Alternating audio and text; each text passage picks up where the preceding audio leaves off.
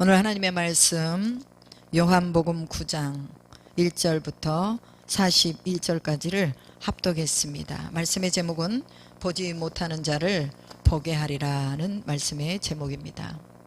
어느 영상의 내용에 담겨있는 내용을 옮겨봅니다. 하나님과 인터뷰하는 꿈을 꾸었다고 합니다. 그래서 하나님께서 또 물으셨다고 하죠. 그래, 나를 인터뷰하고 싶다고? 예, 시간이 허락하시면 나와 인터뷰를 해 주십시오. 그러니까 하나님께서 내 시간은 영원이니라 라고 말씀하시면서 뭘 묻고 싶은 것이냐 라고 물으셨다고 합니다. 인간에게서 가장 놀랍게 여기는 것들이 계신다면 그것이 무엇입니까? 라고 물었습니다. 하나님이 대답하시기를 어린 시절이 지루하다고 안다라면서 서둘러 어른이 되려는 것, 그리고 어른이 되면 다시 어린애로 돌아가고 싶어하는 것, 돈 벌기 위해서 건강을 해치고 나서는 또 잃어버린 건강을 되찾기 위해서 번 돈을 다 써버리는 것, 미래에만 집착하느라고 현재를 잊어버리고 결국 현재에도 미래에도 제대로 살지 못하는 것, 마침내 하루도 못 살아본 사람 존재처럼 무의미하게 죽어가는 것이 인간에 대해서 가장 놀랍게 보는 것이다 라고 하나님이 말씀하셨다고 합니다. 이외의 내용을 보자면 후회가 습관이 되어버린 존재의 의미상실이라고 이해하면 되겠죠. 그래서 이렇게 해도 만족이 없고 저렇게 해도 만족이 없고 결국은 만족하지 못하다가 무의미한 존재로 끝나버린다는 것을 말씀하고 싶으신 것이지요. 그리고 하나님이 다시 그의 손을 잡았다고 합니다. 그리고 한동안 말이 없다가 또 그 사람이 물었대요. 인터뷰를 다시 한 거죠. 부모로서 당신의 자녀들에게 해줄 교훈은 어떤 것들이 있습니까? 물으니까 하나님이 미소를 지으면서 대답했다고 합니다. 남과 자신을 비교하는 일은 좋지 못하고 누군가로 하여금 자신을 사랑하도록 만들 수 없기 때문에 오직 스스로 사랑받는 존재가 되는 것밖에는 없다는 사실을 배워야 하느니라.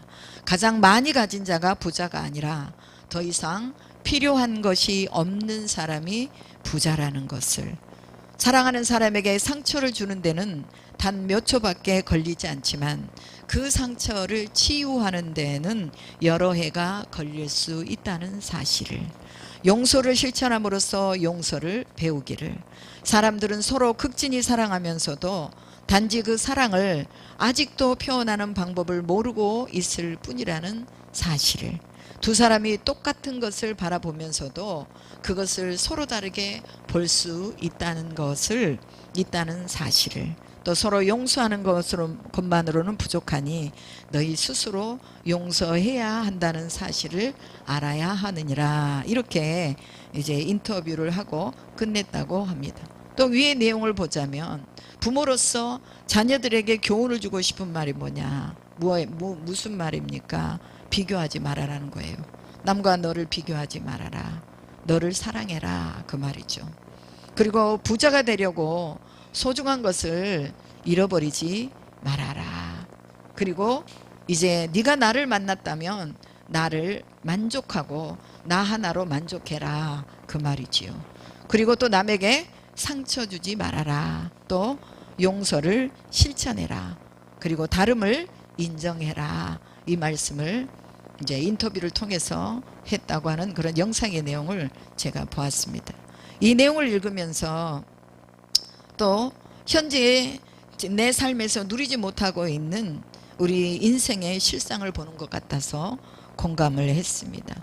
그리고 마지막에 하나님께서 인터뷰를 끝내시면서 또 들려줄 말씀이 없습니까? 라고 물으니까 늘 명심하여라. 내가 너와 함께 있다는 사실을 언제까지나 하고 이제 임마누엘이라고 하고 꿈에서 깨어났다고 합니다.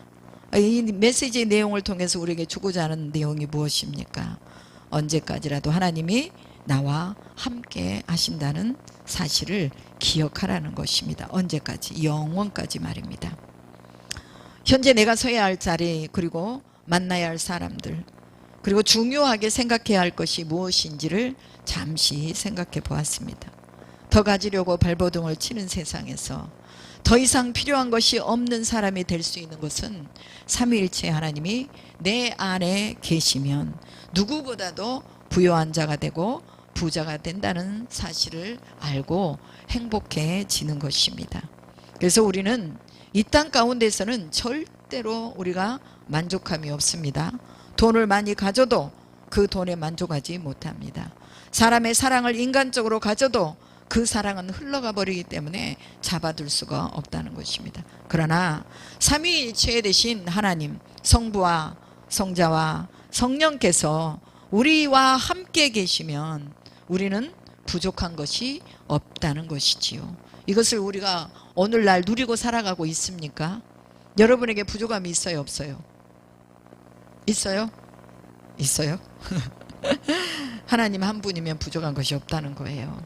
모든 것은 다 육체로 쓰다가 가버릴 것이지만, 그러나 하나님은 우리의 영혼까지 우리를 인도해 가시는 분이기 때문에, 또 그의 나라와 그의 의를 구하면 모든 것을 다 주심하고 약속하셨기 때문에 우리는 하나님 한 분이면 만족하는 것입니다. 사랑하는 방법이 서툴러서 스스로 상처를 내고 주는 사람이 아니라 예수께서 자신을 십자가에 내어주시면서까지 인간과 하나님과 화목하게 하시고 또 인간과 인간 사이를 화목하게 하기를 원하셨듯이 하나님의 아들 예수를 마음에 제대로 믿으면, 그냥 믿는 것이 아니라 제대로 믿어야 되는 거죠. 제대로 믿고 제대로 모시고 살면 상처받는 일도 없고 상처 주는 일도 없을 것입니다. 수많은 죄악을 예수님께 용서받았듯이 나도 다른 사람을 진정으로 용서할 수 있는 사람이 되고 싶다고 우리는 기도를 드려야 합니다. 아직도 내 마음에 용서하지 못하는 찌꺼기가 남아있는 것이 곧 우리를 괴롭게 하는 것이 되기 때문에 그렇습니다. 서로 다름을 인정하는 것은 인간을 만드신 창조주를 존중하게 되는 것입니다.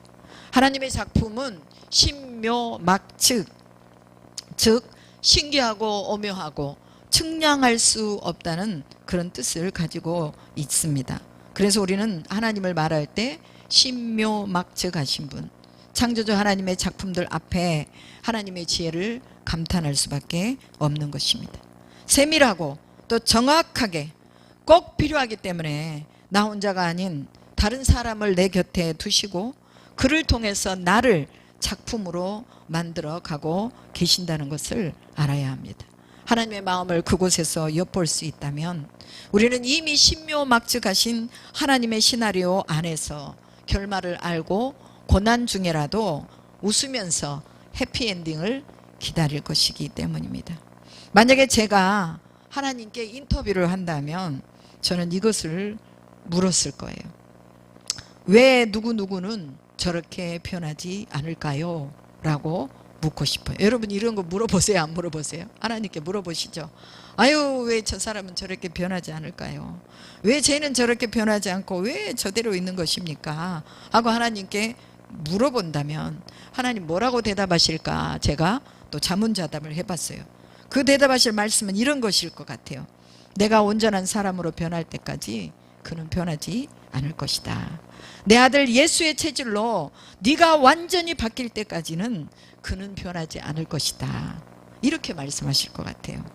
우리는 늘 상대가 변해지기를 바라면서 정작 내가 변해야 한다는 것은 모르고 있기 때문에 누구 때문에 자신의 인생이 안 풀리는 것처럼 불평을 합니다. 인간관계에서 우리는 늘 걸려 넘어지는 것에 또 넘어지게 되어 있습니다. 어떤 사람은 이성에 넘어지고, 어떤 사람은 물질에 넘어지고, 어떤 사람은 사람과의 관계를 힘들어하고, 또 어떤 사람은 개인으로 있을 때는 아무 문제가 없는데 공동체 안에 들어오면 견디지 못해하는 사람이 있습니다. 넘지 못하면 어디를 가든지 그 문제로 인해서 또 넘어지는 것이 됩니다. 지금 넘어야 돼요. 사람과의 관계를 넘어야 한다면 지금 넘어야 하고, 물질을 넘어야 한다면 지금 넘어야 하고, 이성의 문제로 넘어진다면 우리는 지금 넘어야 합니다. 더 이상 우리가 넘지 못하면 우리는 소중한 것들을 잃어버린 후에야 그때서야 우리는 깨닫게 될 것입니다. 섭리의 차원에서 이해하면 모든 것이 이해가 됩니다. 히브리서 10장 39절에 이렇게 말씀하십니다. 우리는 뒤로 물러가서 멸망할 자가 아니요 오직 영혼의 구원함에 이르는 믿음을 가진 자니라 라고 말씀하십니다. 우리 앞에 어떤 문제가 보이고 놓이게 되고 또 어떤 환경이 놓이게 되면 우리가 뒤로 물러가고 주춤하고 빠져버리는 것이 아니라 그 문제를 통해서 하나님은 어떤 구원의 역사를 이루실 것인지 믿음으로 바라보라는 것입니다. 믿음에는 인내가 필요합니다. 믿음의 담대함은 큰 상을 받게 된다고 오늘 히브리서 10장에서 말씀하고 있습니다. 그리고 10장 32절 34절에 전날에 너희가 빛을 받은 후에 고난의 큰 싸움을 견디어낸 것을 생각하라. 혹은 비방과 환난으로서 사람에게 구경거리가 되고 혹은 이런 형편에 있는 자들과 사귀는 자가 되었으니 너희가 갇힌 자를 동정하고 너희 소유를 빼앗기는 것도 기쁘게 당한 것은 더 낫고 영구한 소유가 있는 줄 알미라 라고 말하지요. 싸움을 잘 해놓고 사소한 것에 넘어지는 사람들이 많습니다. 믿음을 지키기 위해서 자신의 목숨도 내어놓고 모든 소유도 다 잃어버렸음에도 불구하고 아주 작은 일에 넘어지는 사람들이 많다는 것입니다. 그래서 히브리서 10장에 전날에 받은 빛을 받은 후에 고난의 싸움을 잘 싸워낸 것을 기억해라. 어떻게 해서 너희에게 구원이 임했는지를 잘 생각해라 라고 말합니다. 그래서 큰 일은 잘 견뎌내면서 작은 일에 잘 못 견뎌내는 것에 대해서 우리는 또 심각하게 생각을 해봐야 하는 것이죠. 빼앗으려고 하는 자에게 빼앗기는 것도 영구한 소유가 있다는 것을 알기 때문에 빼앗길 수 있습니다. 그 빼앗긴 것 때문에 구원의 여정을 포기할 수 없는 것이지요. 그 빼앗긴 것을 찾고자 원수를 갚아서 믿음을 잃어버리게 되는 이러한 일이 없게 하라는 것입니다. 세상의 것은 빼앗겨도 구원은 빼앗기지 않기를 주님의 이름으로 축복합니다. 누가복음 6장에서 예수님은 남에게 대접을 받고자 하는 대로 너희도 남을 대접하라고 하십니다. 너희를 사랑하는 자만 사랑하면 칭찬이 없다고 말합니다. 나를 좋아하는 사람만 좋아하고 받고 주는 사랑은 죄인들도 하는 사랑이라고 하십니다.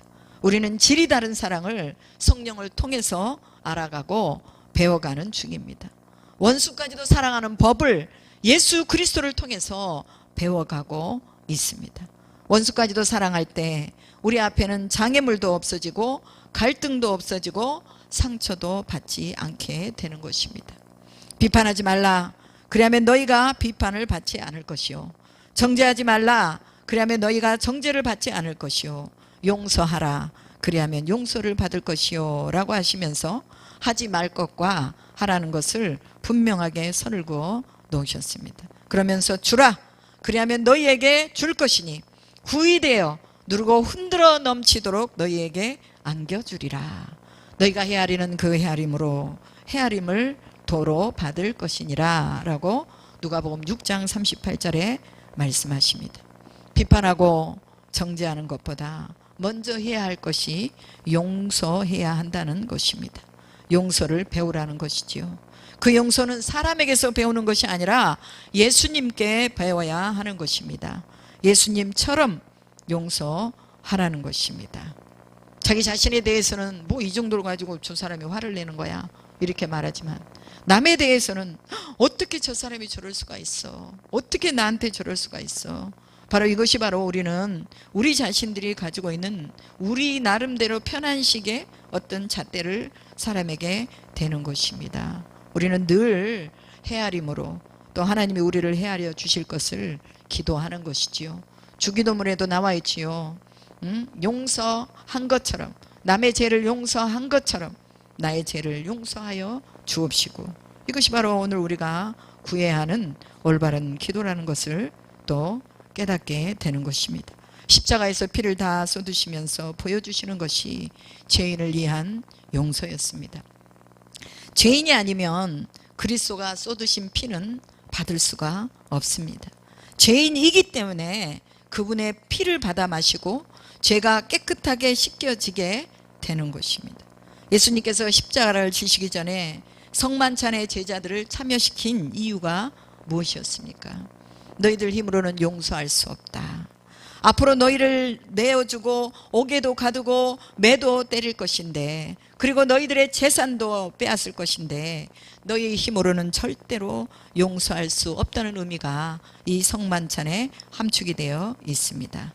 그러면서 마태복음 26장 26절로 28절에 그들이 먹을 때에 예수께서 떡을 가지사 축복하시고 떼어 제자들에게 주시며 이르시되 받아서 먹으라, 이것은 내 몸이니라 하시고, 또 잔을 가지사 감사하기도 하시고 그들에게 주시며 이르시되 너희가 이것을 마시라, 이것은 내 죄사함을 얻게 하려고 많은 사람을 위하여 흘리는 바 나의 피 곧 언약의 피니라 라고 말씀하셨습니다. 성만찬을 통해서 예수의 살과 피를 받아 먹으며 하나님의 언약을 이루는데 동참하자고 하시는 것입니다. 죄를 사하는 유일한 방법은 예수의 살과 피를 먹고 마셔야 하는 것입니다. 즉 예수를 믿어야 약속하신 구원을 받게 되는 것입니다. 우리는 예수 그리스도를 어디까지 믿고 있습니까? 그리스도의 살과 피를 받은 사람들이 어느 자리까지 가서 서야 합니까? 그것은 죽음의 자리까지입니다. 죽기까지 사랑하고 죽기까지 용서하고 죽기까지 구원의 자리에 있어야 한다고 말씀하십니다. 진짜 예수를 만난 사람들, 그리고 진짜 예수를 만나고 싶은 사람들은 목숨을 내어놓으면서도 지키고 싶은 것이 있어야 하는 것이지요. 그것은 바로 나의 구원입니다. 형제의 구원입니다. 하나님의 백성들의 구원입니다. 우리는 눈물을 흘리면서 이 구원의 씨를 뿌려야 합니다. 참아내지 못해도 참아야 하고, 추워도 가서 전해야 하고, 힘들어도 가서 전해야 하고, 내 마음에 안 들어도 용서해야 하고, 이런 것들이 멈춰지는 것이 아니라 주께서 한 사람의 생명을 위해서 죽으시면서 끝까지 죄인을 사랑하시다가 죄 없는 분이 죄인처럼 죽으신 그 사랑을 체현하는 것이 바로 구원을 받은 것입니다. 저 자신부터 아직도 많이 부족합니다. 부족하기 때문에 늘 기도의 자리로 가는 것입니다. 충분하지 않기 때문에 다시 말씀을 채워 넣는 것입니다. 말씀의 자리가 우리 마음에서 헝하게 비어 있으면 우리는 또 인본주의적으로 돌아가서 또 다시 옳은 것과 그른 것을 또 판단하게 되는 것입니다. 우리는 신본주의로 돌아가야 진짜 용서와 사랑을 하게 되는 것입니다. 성령의 능력을 입어야 진짜 사랑을 할 수가 있습니다. 로마서 8장 27절에 마음을 살피시는 이가 성령의 생각을 아시나니 이는 성령이 하나님의 뜻대로 성도를 위하여 간구하심이니라 라고 하십니다. 신본주의로 돌아가서 우리가 진짜 하나님의 사랑을 알면 성령의 우리 마음을 다 살피셔서 우리가 부족한 부분, 우리가 용서하지 못하는 것, 우리가 또한 힘들어하는 것, 우리가 아픈 것, 이런 모든 것들을 다 감찰하시고 또 위로하시고 변호하신다는 것이죠. 성령께서 성도의 탄식을 하나님께 아뢰주시고 변호해 주는 것입니다. 그래서 성령을 우리는 변호자 또는 상담자, 돕는 자라고 알고 있습니다. 내 힘으로 안 되기 때문에 성령의 힘을 공급받아야 합니다. 사랑하되 끝까지 사랑하고 용서하되 상대의 태도와는 상관없이 용서하는 것은 성령 안에서만 가능한 것입니다. 성령으로 말미암아 사랑이 부어지는 것입니다. 로마서 5장 5절에 말씀하고 있듯이 성령이 오셔야 우리 안에 사랑이 부어지는 것이죠. 적셔지는 것만으로는 불충분합니다. 부어져야 끝까지 사랑하고 용서할 수 있는 것입니다. 오늘 성령이 충만하게 우리에게 부어지기를 소망하십시다. 그리고 다시 사랑하십시다. 다시 용서하고 눈물을 훔치면서 아프지만 슬프지만 하나님의 뜻이 용서하는 것이라면 주님 내가 그렇게 하겠습니다. 성령을 부어주십시오. 성령을 부어주십시오. 적셔주는 것만이 아니라 부어주셔서 성령 안에 내가 온통 잠길 수 있도록 내 생애를 이끌어가 주십시오 하고 소원하시기를 주님의 이름으로 축복합니다. 요한복음 9장의 본문은 예수님께서 날 때부터 맹인된 자를 고치신 내용이 나옵니다. 날 때부터 맹인이 되었다는 것은 인간의 힘으로는 고칠 수 있는 희망이라는 것이 희로라기도 보이지 않는다는 것을 전제로 하고 있습니다. 제자들은 묻습니다. 죄인으로 난 것이 저 사람의 죄입니까? 아니면 그의 부모의 죄입니까? 라고 묻습니다. 왜냐하면 맹인으로 난 것은 죄 때문이라고 알고 있기 때문입니다. 죄는 죄를 낳기 때문에 제자들은 인과응보, 즉 선악의 개념으로 길흉화복을 받게 되는 이런 법칙에 매여 있는 것을 볼 수 있습니다. 제자들이 그렇게 이해하는 것이 당연한 것은 요한복음 5장에서 보았듯이 38년 된 병자를 고치신 후에 그를 만나서 하는 소리를 들었기 때문입니다. 보라, 내가 나았으니 더 심한 것이 생기지 않게 다시는 죄를 범하지 말라. 이렇게 예수님이 말씀하셨기 때문입니다. 그렇다면 예수님이 이랬다 저랬다 하는 분일까요? 우리가 예수님을 오해하고 실수하는 부분이 바로 이 부분입니다. 또한 사람을 오해하는 부분도 이런 유의 부분입니다. 38년 된 병자의 경우는 분명히 그가 죄 때문에 병이 걸렸다는 것을 알 수 있습니다. 예수님은 그 사람의 속사정까지도 알고 계시기 때문에 그에게 있었던 죄가 보이는 것입니다. 우리는 죄를 멀리해야 합니다. 죄 때문에 병이 올 수 있습니다. 죄 때문에 가정이 파괴될 수 있습니다. 죄 때문에 나 자신이 파멸로 들어갈 수 있습니다. 38년이라는 긴 세월을 사람들에게 천대를 받으면서 누군가 자신을 옮겨주지 않으면 아무것도 할 수 없는 그 고통의 시간 속에서 견디고 이겨야 했던 세월이 너무 길었습니다. 죄는 한 사람의 젊음을 빼앗아가고 또 사랑하는 사람들에게 짐이 되게 하고 남들처럼 성전에 들어가서 하나님을 예배하고 싶어도 할 수 없는 그런 비참한 세월을 보내게 하는 것입니다. 베데스다 목가에 수많은 병자들이 있었는데 38년 된 병자만 고쳐주신 기록을 남겨놓고 있습니다. 예수님은 38년 된 병자의 병이 벌써 오래된 것을 알고 계셨습니다. 그리고 절실하다는 것을 보고 주님께서 그를 찾아가십니다. 그의 한계를 극복할 수 없는 상황을 보시고 그 앞으로 가셨습니다. 그리고 말씀하십니다. 내가 낫고자 하느냐라고 말씀하시죠. 오늘 이 소리가 우리에게도 들려야 합니다. 내가 낫고자 하느냐. 주님, 내가 무슨 병에 걸렸는데요? 내가 무슨 병에 걸렸가니 내가 낫고자 하느냐 내게 물으십니까? 우리는 꼭 병이 걸리지 않았다고 하더라도 육체의 질병이 걸리지 않았다고 하더라도 우리 속에 예수가 느껴지지 않는 것은요 이미 우리의 영혼에 병이 든 거예요. 주님의 영광을 위해서 살고자 하는 마음이 없는 거, 이거 병이 든 겁니다. 기도하기를 간절히 소망하지 않는 마음이 갖는 거, 이것도 병이 든 겁니다. 하나님의 말씀을 읽고 그 말씀대로 살자고 권면함에도 불구하고 이거 말씀 쳐다보지도 않는 거, 이거 병이 든 거예요. 제가 지금 성경 통독을 하자고 저희 몇 안 되는 교인들에게 지금 계속 권유하고 있습니다. 그런데 순종하는 사람이 그렇게 많지 않습니다. 이게 뭐예요? 병들었다는 거예요. 병이 들어서 이 말씀이 들려오지 않는 것입니다. 주님이 내가 낫고자 하느냐라고 물으실 때 베데스다 목가에 있는 사람이 뭐라고 말했어요? 누군가가 나를 넣어줄 사람이 없어서 나보다 먼저 저 물속으로 들어가니 내가 낫지 못하고 있습니다. 나를 넣어줄 사람이 없습니다 하고 사람을 기대하고 사람을 바라보고 있는 것이지요. 오늘 우리가 이것에서 또 느끼는 말씀이 무엇입니까? 사람을 보고 있는 그 앞에 누가 계셨어요? 예수가 계시고 하나님의 아들이 계시고 또 그분이 바로 자신의 질병을 치료하신다는 것을 알았다면 예수님에게 그렇게 말하지 않았겠죠. 오늘 예수님이 우리 앞에 계십니다. 주님은 우리를 돕고자 하십니다. 내가 낫고자 하느냐? 내가 이곳에서 벗어나고자 하느냐? 이 소리를 들어야 합니다. 듣고 예수님, 그래요. 내가 낫고 싶어요.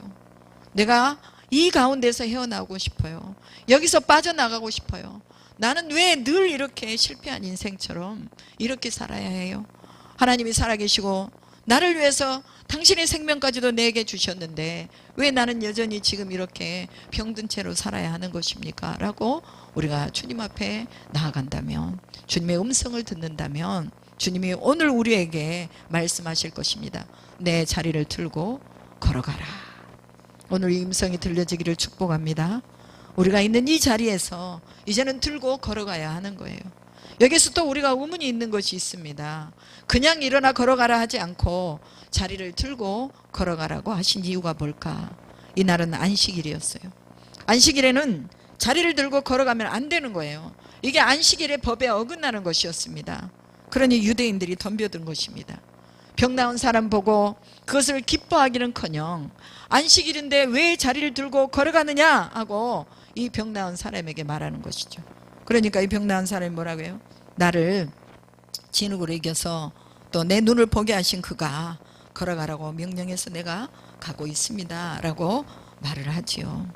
여러분, 우리는 늘 이렇게 하나님이 하시는 일들 속에서 뭔가 우리가 이해하지 못하는 일들이 보이면 우리는 또 컴플레인을 주님 앞에 하는 것을 봅니다. 왜 이렇게 해야 되나요? 왜 저렇게 해야 되나요? 왜 나만 이래야 되나요? 왜 나는 여전히 이런가요? 이런 일들이 우리 안에 있지요. 예수님은 안식일의 주인이시고 또 아버지가 일하시니 예수님도 일하신다고 함축하셨습니다. 즉 안식일의 주인은 누구다? 예수 그리스도다. 그래서 우리가 안식일 날 예배를 드리고 안식일 날 주님의 날 우리가 하나님을 바라보고 교회 와서 봉사하고 헌신하는 모든 것들이 바로 예수님이 주인 되는 것을 인정하는 것입니다. 예수 그리스도는 말씀이요 생명이요 빛이기 때문에 이 빛의 쪼임을 받고 비침을 받아야 안식의 진정으로 안식할 수 있는 것입니다. 그런 사람들에게 예수님은 말씀하시죠. 죽은 자들이 하나님의 아들의 음성을 들을 때가 오나니 곧 이때라. 듣는 자는 살아나리라. 이렇게 말씀하십니다. 듣는 자가 살아난다는 거예요. 즉 누가 이렇게 살아났어요? 누가 이렇게 살아났어요? 38년 된 병자가 살아났어요. 이렇게 들어서 살아난 거예요. 우리도 하나님의 말씀이 들려지기를 주님의 이름으로 축복합니다. 예수가 누구신지를 정확하게 알게 하는 일에 38년 된 병자를 고쳐주신 것이, 이걸 샘플로 하나님 우리에게 말씀하시는 거예요. 누가 명령했어요? 누구의 소리를 듣고 그가 일어났습니까? 바로 천지와 우주 만물의 창조자 하나님의 소리를 듣고 그 명령에 순복하여서 그 몸이 순종하고 그 영혼이 일어나게 된 것입니다. 오늘 우리도 하나님의 소리를 들어야 합니다. 내가 낫고자 하느냐? 그 어둠에서 빠져나기를 원하느냐? 네가 거기서 헤어나오기를 원하느냐? 이제 네가 내 백성으로 살기를 원하느냐? 네, 그렇습니다. 하나님 말씀만 하십시오. 내가 하나님의 말씀하실 때 그대로 하겠습니다. 네 자리를 들고 걸어가라. 네가 있는 자리에서 일어나라는 거예요. 네가 있는 곳에서 빠져나오라는 거예요. 그리고 사람들에게 가서 보이라는 것입니다. 생명이 빛이 내 안에 있다라는 것을 보이라는 것이죠. 우리가 말씀을 읽어야 하는 이유가 여기에 있습니다. 말씀을 읽을 때에 생명의 빛이 우리 안에 들어옵니다. 말씀을 읽을 때에 하나님의 아들의 권한이 우리에게 주어졌다는 것을 믿게 되는 것입니다. 이 권한은 지금도 역사하고 있다는 것을 알게 되고 영혼이 살아나는 것을 체험하게 되는 것입니다. 하늘의 색깔도 나라마다 다르게 나타납니다. 지역마다 다르게 나타납니다. 아니 계절마다 시간마다 다르게 하늘의 색깔이 운행되어지는 것을 봅니다. 하늘의 색깔을 딱 이렇다고 정의할 수 없듯이 구원의 방법은 예수 그리스도지만 그 구원에 이르게 하는 어떤 방법들은 사람마다 다 다르게 역사하는 것입니다. 예수님은 전언하던 방법으로 오늘 본문의 맹인의 모습을 말씀하십니다. 이 사람이나 그 부모의 죄로 인한 것이 아니라 그에게서 하나님의 하시는 일을 나타내고자 하심이라 라고 하시는 것입니다. 하나님의 일을 하시는, 하나님의 하시는 일에 나타내지는 그 소경이 하나님 앞에 쓰임받고 있다는 것입니다. 우리는 하나님 앞에 쓰임을 받고 있다는 것을 모르기 때문에 힘들면 원망하고 불평합니다. 맹인으로 된 사람들을 보면 우리는 불쌍하게 생각합니다. 불쌍하게 볼 뿐 아니라 맹인으로 된 사람을 보면서 나에게 저 맹인으로 난 사람을 보게 하신 하나님의 뜻이 무엇일까? 이것을 생각해 봐야 합니다. 우리가 그 사람만 불쌍하게 볼 것이 아니라 나를 보면서 나를 불쌍하게 봐야 돼요. 차라리 맹인은 세상의 것은 못 보지만 영의 세계는 볼 수 있어요. 그래서 눈은 뜨고 있으나 맹인처럼 하나님을 보지 못한다면 우리는 육신으로 있는 맹인보다 오히려 더 불쌍한 사람들입니다.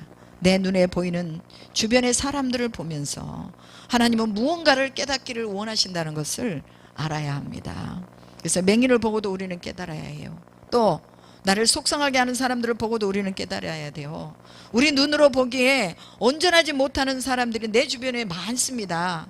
그런 모습들을 보면서 또 나를 깨닫는 거예요. 하나님, 내가 어찌할 수 없습니다. 내가 무엇을 할 수 있겠나요? 하나님만이 하실 수 있으니 주님이 손대 주십시오 하고 우리는 또 나라는 존재를 그냥 바닥에다 내리고 겸손하게 하나님을 보면서 주님 앞에 기도하는 것이지요. 오늘 내가 보고 있다고 생각한다면 본문 9장 41절에 너희가 맹인이 되었더라면 죄가 없으려니와 본다고 하니 너희 죄가 그대로 있느니라 라고 말합니다. 예수께서 이르시되 내가 심판하러 이 세상에 왔으니 보지 못하는 자들은 보게 하고 보는 자들은 맹인이 되게 하려 함이라 라고 9장 39절에 말씀하셨죠. 이 말씀은 하나님을 안다고 하는 이들이 진짜 하나님이 자기들 안에 계심에도 알아보지 못하는 실상을 말씀하고 있는 것입니다. 하나님께서 믿음의 눈을 열어서 보여지지 아니하면 볼 수 없다는 것입니다. 내가 믿음을 가진 것은 내 자유로 내 힘으로 얻어진 것이 아니라 하나님의 은혜라는 것을 알게 되는 것입니다. 맹인의 눈도 열어서 보게 하시는 것, 즉 하나님의 이것은 절대적인 주권이며 보는 자들의 눈도 보지 못하게 하는 것도 하나님의 절대적인 주권 안에 있다는 것입니다. 그렇기 때문에 우리는 어느 누구도 심판할 권한이 없습니다. 하나님만이 하실 수 있는 부분이라는 것이죠. 그러기에 우리의 믿음은 자랑할 것이 아니라 감사할 것밖에 없다는 것입니다. 하나님의 섭리를 이해한다면 질병이 죄로 인해서도 오지만 하나님의 영광을 나타내기 위해서 질병이 온다는 것도 알아야 합니다. 욥이 온몸에 만신창이가 되어서 피부를 그 살을 기와 조각으로 긁고 있는데 친구들이 찾아옵니다. 그러면서 욥의 모습을 보면서 뭐라고 합니까? 내가 하나님께 범죄해서 이렇게 병이 든 것이 아니냐, 잘 생각해 보아라, 이렇게 말합니다. 그때 욥은 아무리 자신을 생각해도 죄 지은 것이 없다고 하면서 친구들에게 자신을 어필을 하면서 이렇게 사느니 차라리 죽여달라고 하며 하나님 앞에 불평하고 원망하는 것을 우리가 볼 수 있습니다.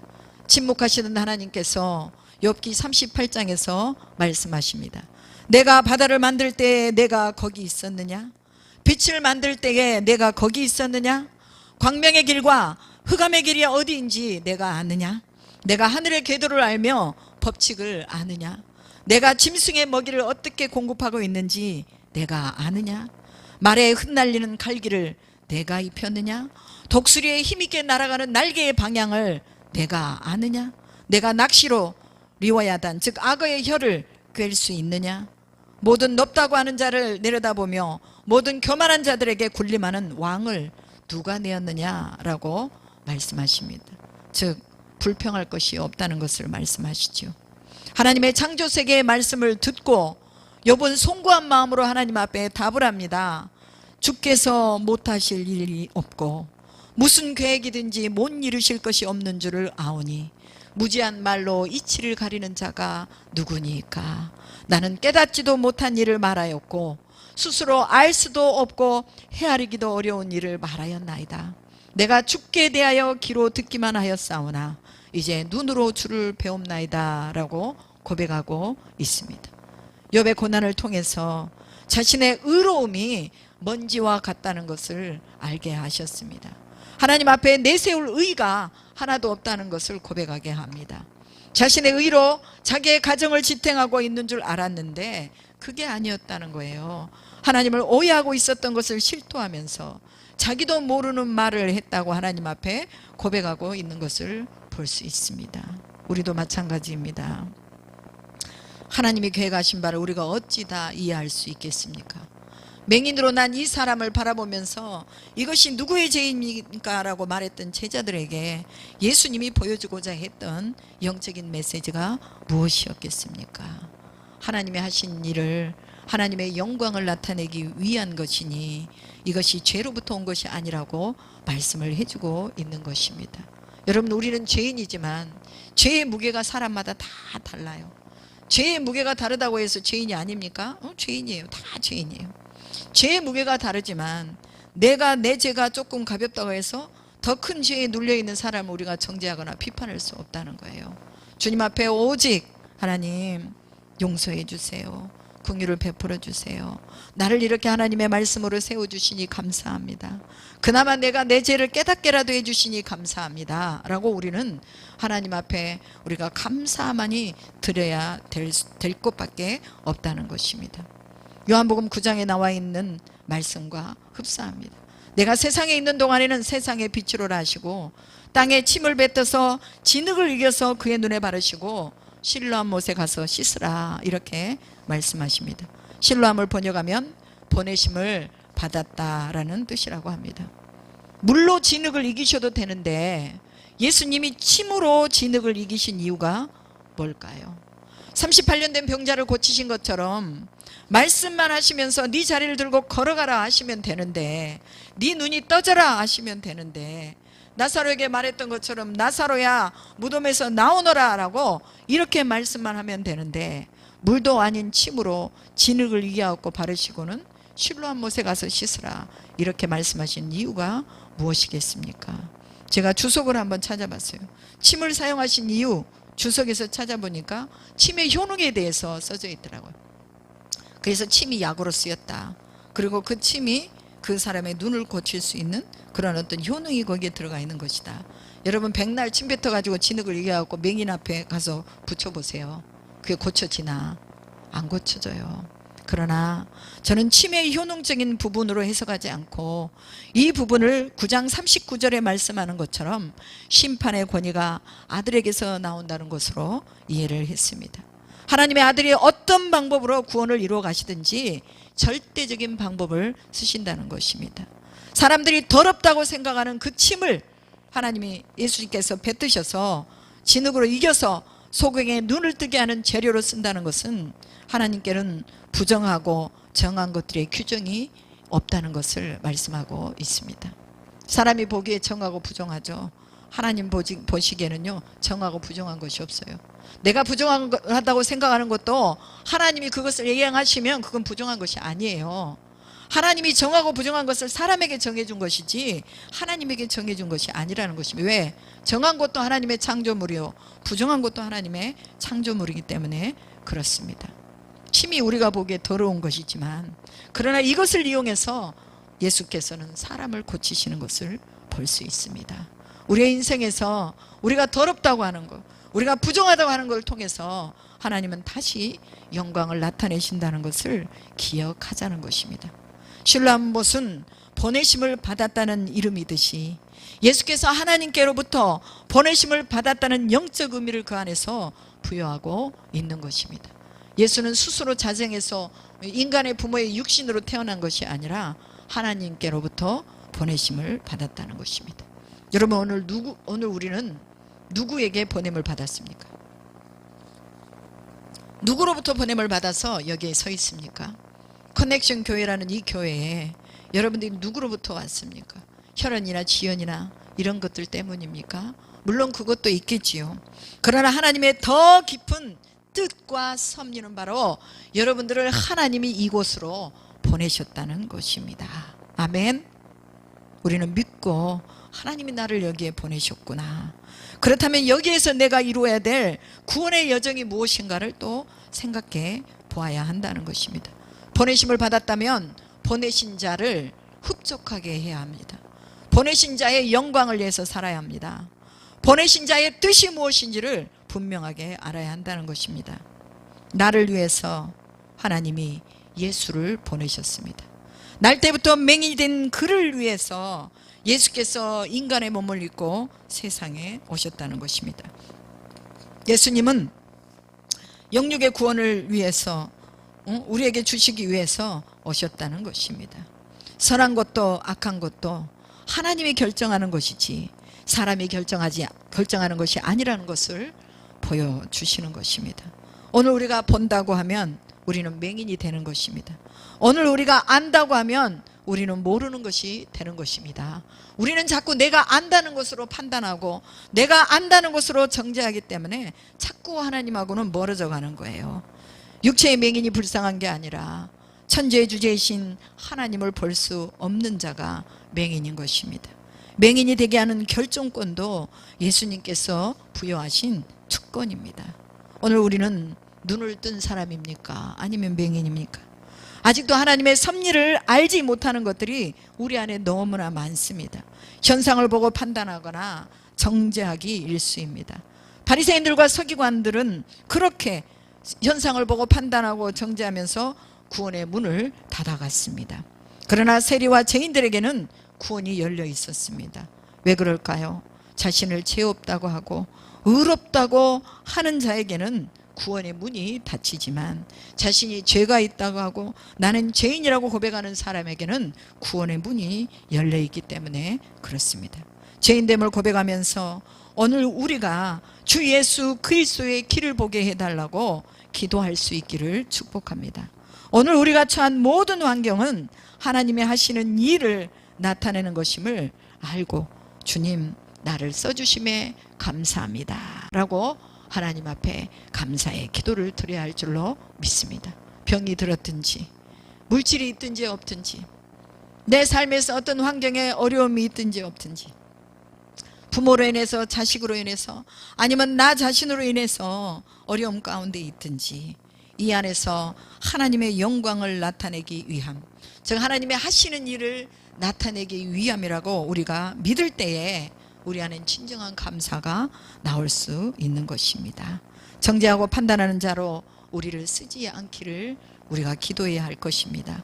바리새인과 서기관들은 영원히 구원을 받지 못했습니다. 왜?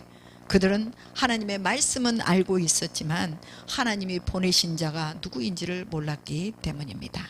그가 하는 일을 보고라도 예수가 하나님의 아들인 것을 알아야 할 것이었는데 그가 하는 일을 보면서도 그들은 율법에 잡히고 사람의 어떤 장로의 유전에 잡혀서 진짜 하나님이 보내신 자를 알지 못했다는 것이죠.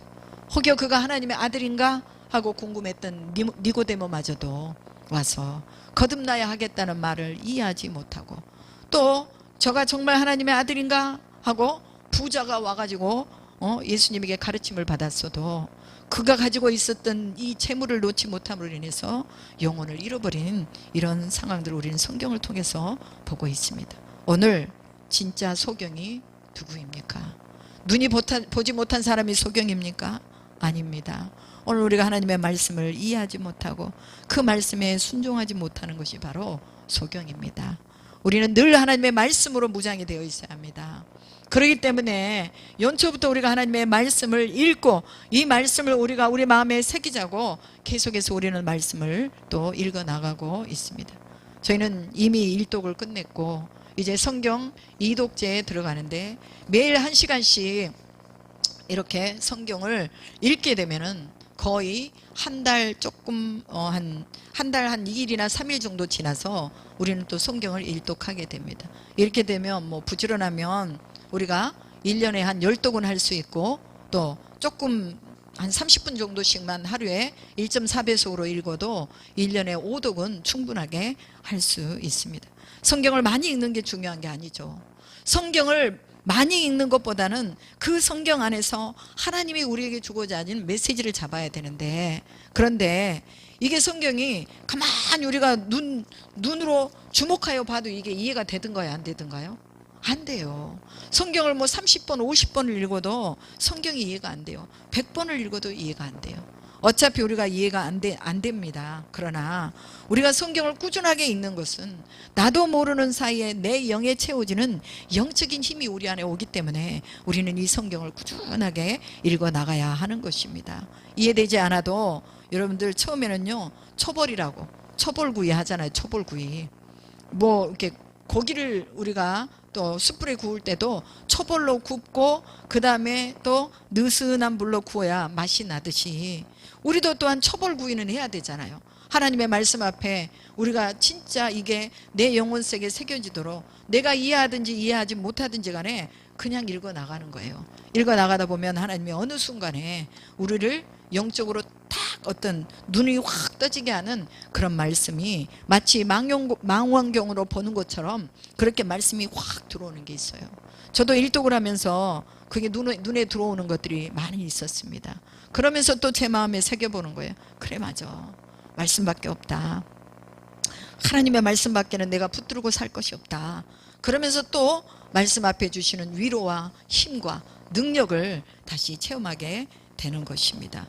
오늘 우리가 요한복음 9장의 말씀을 통해서 하나님의 영광, 하나님의 하시는 일, 이 일을 나타내기 위해서 보지 못하는 자를 보게 하리라고 하십니다. 주님, 내 눈을 열어서 보게 해 주십시오 라고 우리는 기도해야 할 줄로 믿습니다. 그래야 할 때 하나님께서 나의 눈을 크게 열고 넓게 열어서 길이 어딘지 보여주시고 가야 할 곳, 서야 할 곳이 어딘지를 보여주실 줄로 믿습니다. 그래서 우리가 하나님 앞에 보지 못하는 자들을 보게 하리라, 이 말씀이 곧 주님 나를 보게 해 주십시오.